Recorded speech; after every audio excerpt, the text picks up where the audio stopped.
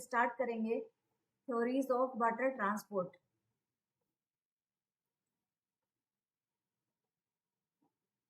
Theories of water transport, जो भी pathways water use कर रहा है उनके लिए यहाँ पर कुछ थ्योरीज दी गई हैं। थ्योरीज का मतलब है कि डिस्क्राइब किया गया है कि वाटर मूव कैसे करेगा, कौन कौन से तरीकों से वाटर जो है वो मूव कर सकता है।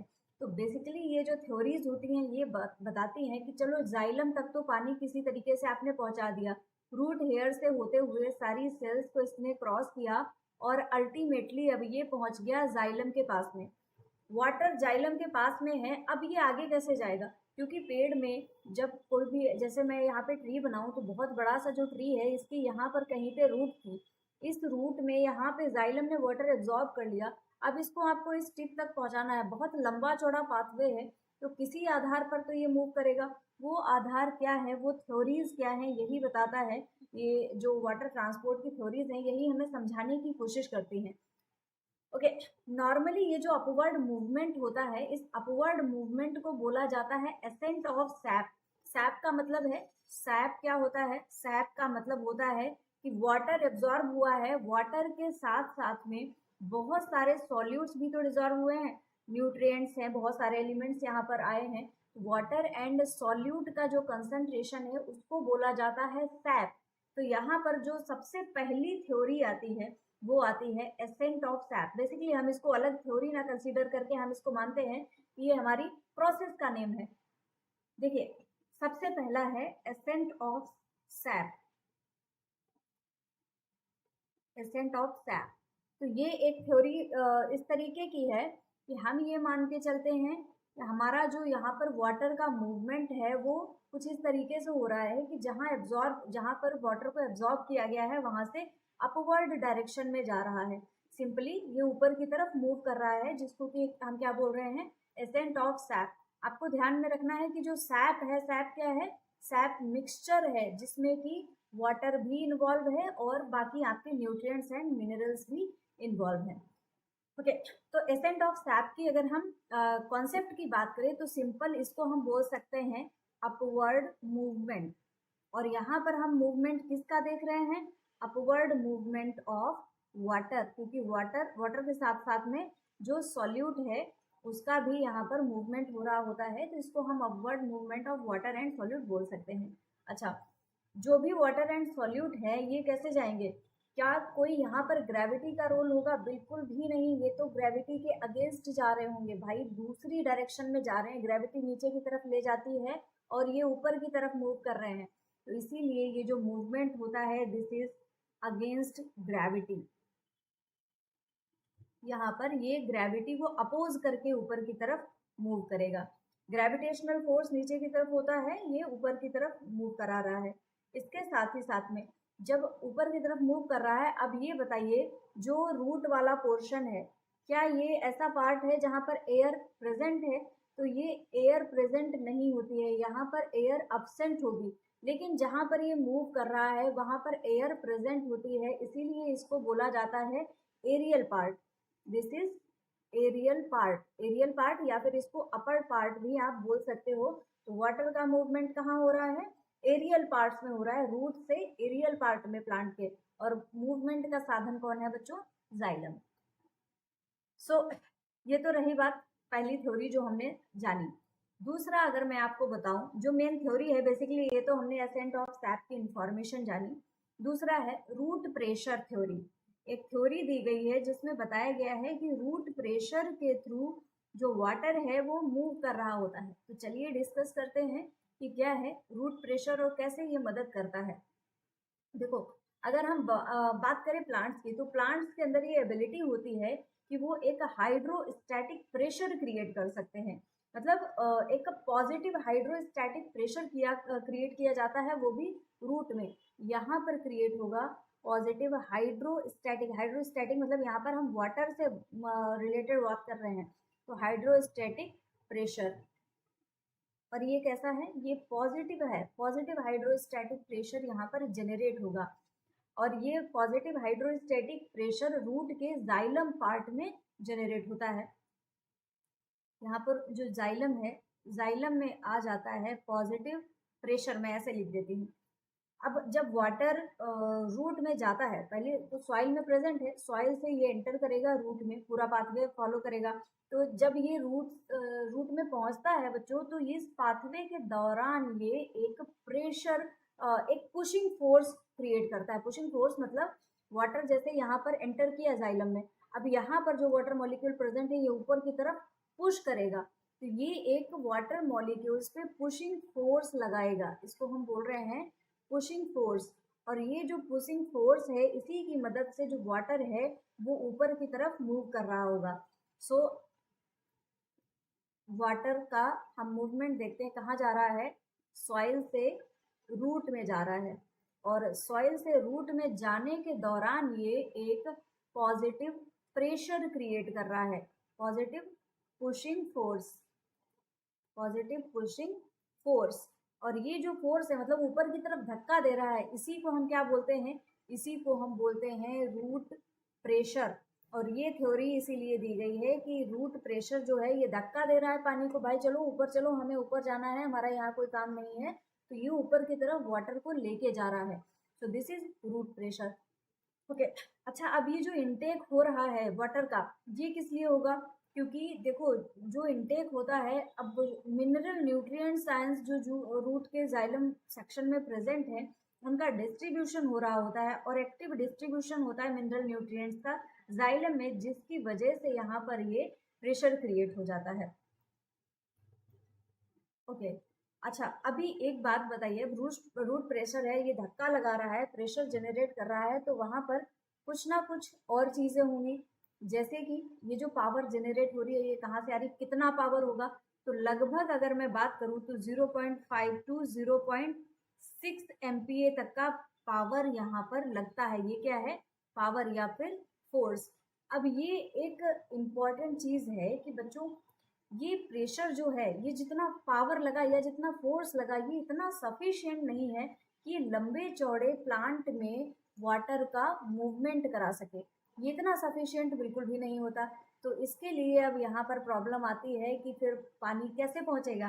तो इसीलिए बच्चों ये जो थ्योरी थी ये बहुत ज़्यादा एडवांस नहीं मानी गई, क्योंकि ये सिर्फ और सिर्फ शॉर्ट प्लांट्स जो होते हैं उनमें वाटर का ट्रांसपोर्ट कर सकता है, क्योंकि इतना प्रेशर जो लग रहा है ये इतना ज़्यादा सफिशिएंट नहीं है, ये बहुत ज़्यादा आगे तक पानी को पहुंचा सके। बहुत हाइटेड अगर प्लांट है तो वहाँ पर वाटर का ट्रांसपोर्ट ये नहीं कर पाएगा।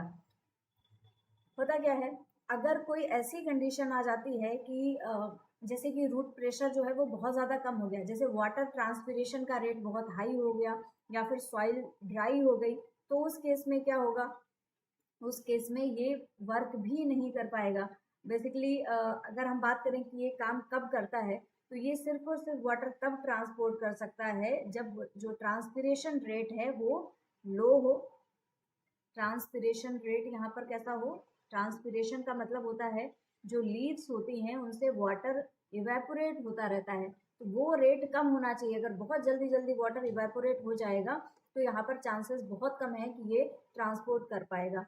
ठीक है, ट्रांसपिरेशन रेट बहुत कम होना चाहिए, या फिर आप ये बोल सकते हो कि बिल्कुल ज़ीरो होना चाहिए, उस केस में ही यहाँ पर इजिली वाटर का ट्रांसपोर्ट किया जा सकता है। इसके अलावा अगर रूट प्रेशर, जब ट्रांसपिरेशन बहुत ज़्यादा हाई हो जाएगा उस केस में ये रूट प्रेशर ही क्रिएट नहीं हो पाएगा। अगर हम ट्रांसपिरेशन रेट की बात करें, अगर ये बहुत ज़्यादा हाई हो गया, या फिर जो सॉइल है वो ड्राई हो गई, प्रॉपर यहाँ पर आपको वाटर मिल ही नहीं पा रहा है, उस केस में रूट प्रेशर क्रिएट नहीं हो पाएगा, एंड वाटर का ट्रांसपोर्ट जो है वो रुक जाएगा, वाटर का ट्रांसपोर्ट नहीं होगा, और उस कंडीशन में जो पौधा है वो मर सकता है, वाटर ट्रांसपोर्ट यहाँ पे नहीं हो पाएगा। तो इसको आप जैसे एक पफर फिश होती है जो कि एयर को बलून में भरने का काम करती है, तो प्रेशर जो है वो सिर्फ और सिर्फ तब डेवलप होता है, मतलब जो वाटर है उसमें उसको अंदर की तरफ पुश करने के लिए, यहाँ पर छोटी सी डिस्टेंस को पुश करने के लिए यहाँ पर प्रेशर डेवलप हो जाता है। लेकिन अगर इसी को बहुत लंबी दूरी तय करनी हो तब ये प्रेशर जो है वो डेवलप नहीं, एक पुशिंग मैकेनिज्म है, एक जैसे धक्का लगा के यहाँ पर काम किया जाता है। अच्छा, ट्रांसपिरेशन रेट जब बहुत ज़्यादा होता है तो वाटर जो होता है वो बहुत ज़्यादा जल्दी लीव्स के द्वारा ले लिया जाएगा। यहाँ पर जो भी लीव्स प्रेजेंट हैं कुछ इस तरीके से, ट्रांसपिरेशन का रेट बहुत ज़्यादा है, फटाफट से ये पानी ले रही हैं। अब रूट प्रेशर तो इतना ज़्यादा है नहीं कि ये इस डिमांड को मीट कर पाए, तो अब यहाँ पर पॉजिटिव प्रेशर डेवलप ही नहीं हो पाएगा रूट्स में, तो इसीलिए ये वाटर का ट्रांसपोर्ट ही नहीं कर पाएंगी। सो कुछ एक ये थ्योरीज हैं, लेकिन होता क्या है, रूट प्रेशर कुछ एक मीटर्स तक ही ये मूव कर सकता है, बहुत लंबे चौड़े प्लांट्स में ये वर्क नहीं कर पाता है, इसलिए ये बहुत ज़्यादा अच्छी थ्योरी नहीं मानी गई है वाटर के ट्रांसपोर्ट को डिफाइन करने के लिए। ठीक है, तो ये रही हमारी रूट प्रेशर की थ्योरी। ये आप ऐसे मान सकते हो कि किसी भी बलून को फुलाया जा रहा है, फुला रहे हो, यहाँ पर बलून को आप फुला रहे हो, हवा भर रहे हो, तो क्या कर रहा है, पुश कर रहा है ना, इसको पुश कर रहा है, इसकी वॉल्स एकदम से फूल जा रही हैं, लेकिन ये सिर्फ थोड़ी ही दूर तक कर सकता है ना। आपको बहुत बड़ा एरिया दे दिया जाए, बलून फुलाना तो चलो आसान है, बहुत बड़ा एरिया दे दिया जाए तो आप इसको इजीली नहीं कर सकते। सेम ऐसे ही होता है कि अगर डिमांड बहुत ज़्यादा हो जाएगी तो ये उसको मीट नहीं कर पाएगा। So this is all about the root pressure. अगली जो थ्योरी थी, जो मेन थ्योरी थी, जिसको बहुत अच्छा थ्योरी माना गया, वो थ्योरी कौन सी थी बच्चों, बताते हैं आपको। तीसरी theory, that is transpiration pull theory.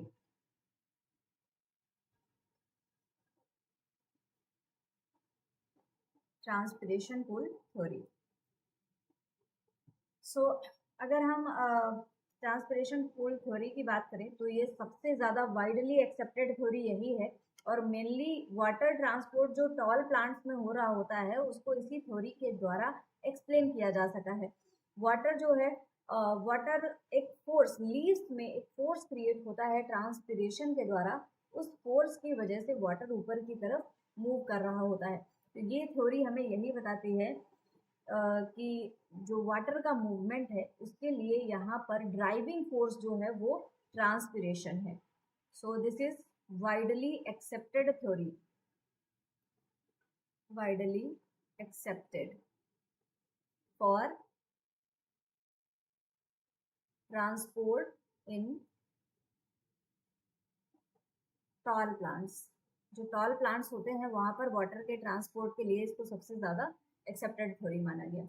अच्छा बच्चों, एक चीज़ और, यहाँ पर मेन फोर्स मैंने आपको कौन सा बताया जिसकी वजह से ये थ्योरी वर्क करेगी, तो यहाँ पर जो ड्राइविंग फोर्स होता है, ड्राइविंग फोर्स का मतलब है जिसकी वजह से ये काम करेगी, तो वो ड्राइविंग फोर्स है ट्रांसपिरेशन। ट्रांसपिरेशन, ट्रांसपिरेशन का मतलब वाटर इवेपोरेशन जो हो रहा है लीव्स के द्वारा, यहाँ पे लिख देती हूँ वाटर इवेपोरेशन। और वाटर का इवेपोरेशन कहाँ से होता है, लीव्स के द्वारा। ऑलराइट, अच्छा अब यहाँ पर होता क्या है, जो ट्रांसपिरेशन है, ट्रांसपिरेशन एक बहुत टेंशन क्रिएट करता है, मतलब एक निगेटिव हाइड्रोस्टैटिक प्रेशर क्रिएट कर देता है एकदम टॉप पे। अगर ये कोई प्लांट है और यहाँ पर बहुत सारी ऐसे मैं लीव्स बना देती हूँ, ठीक है, ये लीव्स हैं, तो यहाँ ये क्या करेगी, पॉजिटिव रूट प्रेशर तो डेवलप होगा ही होगा, ये एक निगेटिव हाइड्रोस्टैटिक प्रेशर यहाँ पे क्रिएट कर देती है।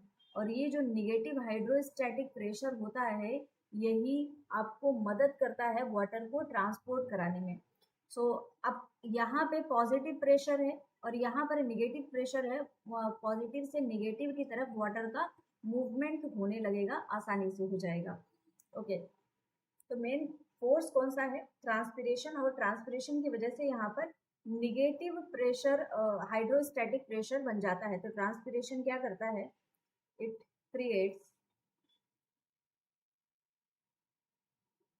negative hydrostatic pressure, और ये निगेटिव हाइड्रोस्टैटिक प्रेशर कहाँ पे जनरेट हो रहा है, लीव्स में या फिर एट टॉप ऑफ ट्री। और अब यहाँ पर निगेटिव हाइड्रोस्टैटिक प्रेशर है, पॉजिटिव हाइड्रोस्टैटिक प्रेशर है, और बीच में आ जाती है टेंशन। टेंशन, यही जो निगेटिव हाइड्रोस्टैटिक प्रेशर है इसकी वजह से यहाँ पर टेंशन होता है, और ये टेंशन ही वाटर कॉलम को ऊपर की तरफ लेके जाने का काम करता है। अच्छा, ये कैसे लेके जाएगा, थोड़ा सा कंफ्यूजिंग लग रहा, होता क्या है, जैसे जो लीव्स हैं, लीव्स में आपको पता है यहाँ पर कुछ पोर्स प्रेजेंट होते हैं, उन पोर्स को हम बोलते हैं स्टोमेटा। स्टोमेटा बोला जाता है इन पोर्स को। और जब ये लीव्स स्टोमेटा को ओपन कर देती हैं। अगर ओपन है तो भाई ओपन करना पड़ेगा ना, क्योंकि यहाँ से कार्बन डाइऑक्साइड लेनी है इनको और फोटोसिंथेसिस करनी है, तो इसके लिए इन्हें स्टोमेटा को ओपन करना पड़ेगा। अच्छा, जैसे ही ये ओपन होते हैं CO2 आता तो है, लेकिन यहाँ से जो वाटर वेपर होते हैं बच्चों वो बाहर की तरफ मूव कर जाते हैं। जो भी वाटर वेपर के फॉर्म में इनके पास में वाटर होगा वो बाहर की तरफ मूव कर जाता है। अच्छा, वाटर वेपर जब स्केप हो रहे हैं तो क्या होगा, इससे वाटर लॉस तो हो ही जाएगा। तो इस वाटर लॉस की वजह से ही वाटर पोटेंशियल क्रिएट हो जाता है सेल वॉल में। वाटर पोटेंशियल यहाँ पे कम हो जाएगा क्योंकि ऑलरेडी पानी था यहाँ पे अच्छा खासा। यहाँ से रूट से लेके लीफ तक यहाँ पर पूरा का पूरा वाटर फिल्ड था। अचानक से यहाँ से वाटर चला गया। अब यहाँ पर तो वाटर फिल्ड है, यहाँ पर नहीं रह गया तो क्या होगा, यहाँ से यहाँ मूव करेगा। हाई से लो कंसेंट्रेशन में ये टेंशन की वजह से मूव कर जाएगा। तो यही यहाँ पे होता है बेसिकली। रूट प्रेशर जो होता है ये क्या करता है, वाटर लॉस की वजह से यहाँ पे वाटर पोटेंशियल क्रिएट करा देता है, जिससे कि एक बहुत पुल, एक ग्रेडियंट बन जाता है। ये क्या हो जाता है, ये ग्रेडियंट का फॉर्मेशन हो जाता है। जहाँ पे इवेपोरेशन हो रहा है उसकी तरफ ये ग्रेडियंट बन जाता है, और इस ग्रेडियंट की मदद से अब ये जो वाटर है ये मूव करने लगता है ऊपर की तरफ। ऑलराइट, सो अभी ये हमने समझा कि हो रहा क्या है। अब यहाँ पर एक चीज और आती है बच्चों, जैसे हमने ये तो जान लिया कि एसेंट ऑफ सैप हो रहा है, लेकिन इसके पीछे ये जो ग्रेडियंट है यहाँ पर कुछ और चीजें भी अपना रोल प्ले कर रही होती हैं। तो बेसिकली यहाँ पर बच्चों कुछ फिजिक्स भी चल रही होती है, सिर्फ बायोलॉजी नहीं है। बायोलॉजी के साथ में यहाँ पर हमें कुछ कुछ फिजिक्स भी देखने को मिलता है। अब जैसे ये ग्रेडियंट है, ग्रेडियंट की वजह से वाटर मूव कर रहा है, लेकिन ये कैसे कर रहा है, ये लगातार किस तरीके से कर रहा है भाई, ब्रेक क्यों नहीं हो रही चेन।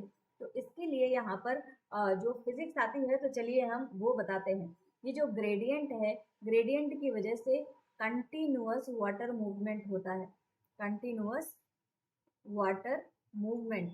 और इस कंटिन्यूअस वाटर मूवमेंट के लिए रिस्पॉन्सिबल कौन है बच्चों, एक यहाँ पर बहुत अच्छी थ्योरी आती है जिसको हम बोलते हैं cohesion tension theory.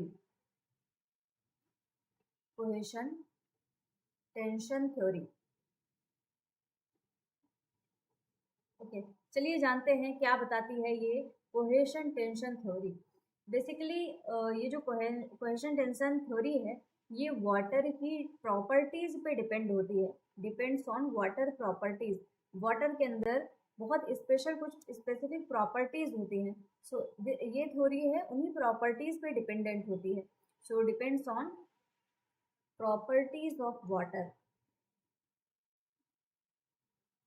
Properties of water. और ये प्रॉपर्टीज कौन है जिनकी वजह से ये इतना बड़ा सा ये लोग काम कर लेते हैं। भाई वाटर का ट्रांसपोर्ट कराना, बहुत लंबे चौड़े से प्लांट्स होते हैं उनमें वाटर का ट्रांसपोर्ट कराना इतना आसान तो नहीं होता। तो इसीलिए यहाँ पे होता क्या है, ये जो कोहेशन और टेंशन है ये बेसिकली कुछ एक प्रॉपर्टीज होती हैं वाटर की। वो प्रॉपर्टी कौन सी है, देखिए पहली प्रॉपर्टी है कोहेशन, दूसरी है एडहेशन, और तीसरी है टेंशन, या फिर इसी को हम सरफेस टेंशन भी बोल सकते हैं, सरफेस टेंशन। ये प्रॉपर्टीज हैं जो कि बेसिकली रिस्पॉन्सिबल होती हैं वाटर के मूवमेंट के लिए। और ये थ्योरी डिपेंडेंट है, ये प्रॉपर्टीज वाटर की हैं जिसकी वजह से ये मूव कर रहा है।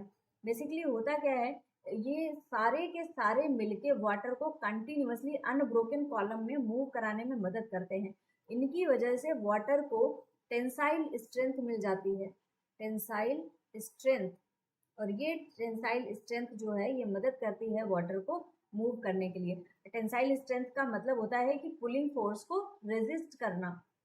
और साथ ही साथ में यहाँ पर कैपिलैरिटी भी होती है, मतलब जैसे जाइलम की छोटी छोटी सी वेसल्स हैं उनके अंदर वाटर का मूवमेंट हो रहा है, तो ये होता है कैपिलरी फोर्स।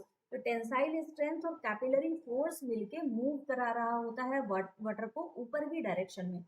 अच्छा चलिए अब आपको थोड़ा सा ये थ्योरीज के बारे में बताते हैं कि कौन सी प्रॉपर्टीज ये कौन कौन सी हैं, क्या है कोहेशन, क्या है एडेशन, और क्या है सरफेस टेंशन। ओके, सो चलो सबसे पहले जानते हैं कोहेशन क्या है।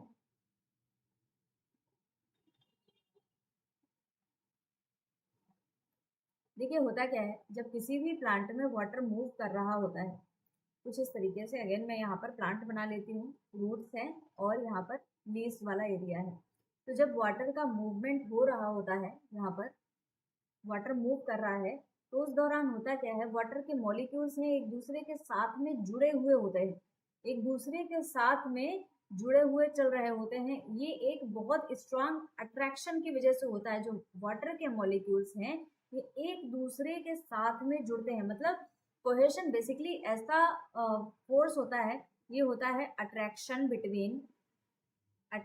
बिटवीन लाइक मॉलिक्यूल, मतलब एक जैसे मॉलिक्यूल्स जो होते हैं उनके बीच में एक अट्रैक्शन होता है। अब यहाँ पे इसी अट्रैक्शन की वजह से जो वाटर के मॉलिक्यूल्स हैं सारे के सारे एक साथ में जुड़ जाते हैं, एक चेन जैसा स्ट्रक्चर बना लेते हैं। तो ये जो इनके साथ में, आप इसको ऐसे याद कर सकते हो, कोहेशन का मतलब है कि कपल्स बना के रहते हैं, जोड़े में रहते हैं, एक दूसरे के साथ में पूरा बॉन्ड बना लेते हैं। तो वाटर मॉलिक्यूल एक दूसरे का हाथ पकड़ के एक साथ में चलते रहते हैं। वाटर में होता क्या है, वाटर में प्रेजेंट हैं हाइड्रोजन बॉन्ड्स, यहाँ पर हाइड्रोजन बॉन्ड्स प्रेजेंट है। अब ये जो हाइड्रोजन बॉन्ड्स हैं ये क्या करते हैं, मॉलिक्यूल्स के बीच में बॉन्डिंग करा देते हैं। जो वाटर के मॉलिक्यूल्स हैं उनके बीच में हो जाएगी बॉन्डिंग, और ये जो बॉन्डिंग है ये अट्रैक्शन बना देगी वाटर मॉलिक्यूल्स के बीच में, और वाटर के मॉलिक्यूल सारे एक दूसरे के साथ में जुड़ जाएंगे, एक साथ मूव करने लगेंगे। तो पहला तो फोर्स ये आया कोहेशन। अच्छा, दूसरा फोर्स जो होता है जिसको हम बोलते हैं एडहेशन। तो एडहेशन क्या है, एडहेशन की बात करें बच्चों तो ये एक ऐसी प्रॉपर्टी है जहाँ पे जो मॉलिक्यूल्स होते हैं वो किसी दूसरे के साथ में अट्रैक्ट कर रहे होते हैं। बेसिकली जो अनलाइक मॉलिक्यूल होते हैं, जो एक जैसे नहीं होते हैं, उनके बीच में यहाँ पर अट्रैक्शन हो रहा होता है बिटवीन अनलाइक मॉलिक्यूल्स। अच्छा, अनलाइक मॉलिक्यूल्स कैसे होंगे, अब आप ये बताइए, ये जाइलम है, जाइलम की ट्यूब है, और यहाँ पर वाटर का मूवमेंट हो रहा है, वाटर एक दूसरे के साथ में जुड़ा है, क्या साथ में जाइलम की वॉल से भी जुड़ा हुआ है, बिल्कुल जुड़ा हुआ है। क्या मटेरियल अलग हो गया, मटेरियल भी अलग हो गया, क्योंकि ये है वाटर और ये है xylem.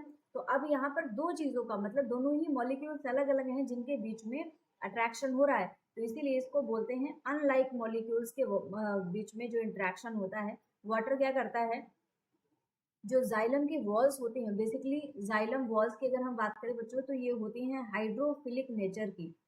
Xylem wall, xylem wall होती है हाइड्रोफिलिक, हाइड्रोफिलिक का मतलब वाटर लविंग, तो ये वाटर के साथ में अट्रैक्ट करती है, इंटरैक्ट करती है। अब वाटर एक दूसरे के साथ में भी अटैच है, वॉल के साथ में अटैच होके भी मूव कर रहा है। तो यहाँ पर ये हो गया एडेशन, और जाइलम के मॉलिक्यूल्स क्या करते हैं, वाटर से अटैच हो जाते हैं और इसको मूव करने में मदद कर रहे होते हैं। अगला एक फोर्स और लगता है जिसको कि हम बोलते हैं surface tension. So let's see, अब ये सरफेस टेंशन क्या है, कौन सी टेंशन है ये, सरफेस की टेंशन। तो बच्चों सरफेस टेंशन क्या होता है, जैसे वाटर मॉलिक्यूल्स जो है उनके बीच में हो रही होती है हाइड्रोजन बॉन्डिंग, तो जो हाइड्रोजन बॉन्ड्स है उनके बीच में हमें वाटर मॉलिक्यूल्स जो होते हैं, बेसिकली एयर वाटर इंटरफेस होता है इनके बीच में, वहां पर बहुत स्ट्रॉन्ग बॉन्डिंग होती है। तो अब ये जो वाटर मॉलिक्यूल्स हैं वो एक दूसरे के साथ में लिक्विड फेज में बहुत ज्यादा अट्रैक्टेड होते हैं। अगर गैसेस फेजेस में जैसे वाटर वेपर्स हैं तो ये अलग अलग होंगे, यहाँ पर भी तो वाटर के मॉलिक्यूल्स हैं लेकिन गैसियस फेज में है तो इनके बीच में अट्रैक्शन जो होता है वो कम होता है, बहुत स्ट्रॉन्ग अट्रैक्शन नहीं होता। लेकिन यही जब लिक्विड फेज में है तो देखो एक साथ में जुड़े जुड़े से रहते हैं, क्योंकि इनके बीच में जो हाइड्रोजन बॉन्डिंग हो जाती है ये बहुत ज्यादा स्ट्रॉन्ग हो जाती है, जिसकी वजह से यहाँ पर एक सरफेस टेंशन क्रिएट हो जाती है, और ये सरफेस टेंशन ही वाटर को दे जाती है टेंसाइल स्ट्रेंथ। टेंसाइल स्ट्रेंथ मैंने अभी आपको बताया था, ability to resist a pulling force, जैसे वाटर मॉलिक्यूल्स एक साथ में है और इनको कहीं अलग अगर खींचा जा रहा है तो ये उस प्रॉपर्टी को रोक देंगे कि नहीं भाई हमें साथ साथ में रहना है, हमें मत खींचो, तो ये टेंसाइल स्ट्रेंथ दे देंगे। और साथ ही साथ में इनको मिल जाएगी कैपिलैरिटी। कैपिलैरिटी, कैपिलैरिटी का मतलब होता है कि छोटी छोटी सी ट्यूब्स में, छोटी छोटी सी ट्यूब्स में ऊपर की तरफ मूवमेंट करना, तो ये होती है कैपिलैरिटी। जैसे कि स्ट्रॉ से पानी पीते हो उसी तरीके से यहाँ पर हमें ये कैपिलैरिटी देखने को मिलती है। तो ये प्रॉपर्टीज़ हैं, ये थ्योरीज़ हैं जो कि हमें बताती हैं कि वाटर का मूवमेंट किस तरीके से हो रहा होता है। उम्मीद करती हूँ ये टॉपिक क्लियर हुआ होगा आपको और काफ़ी इम्पोर्टेंट भी है।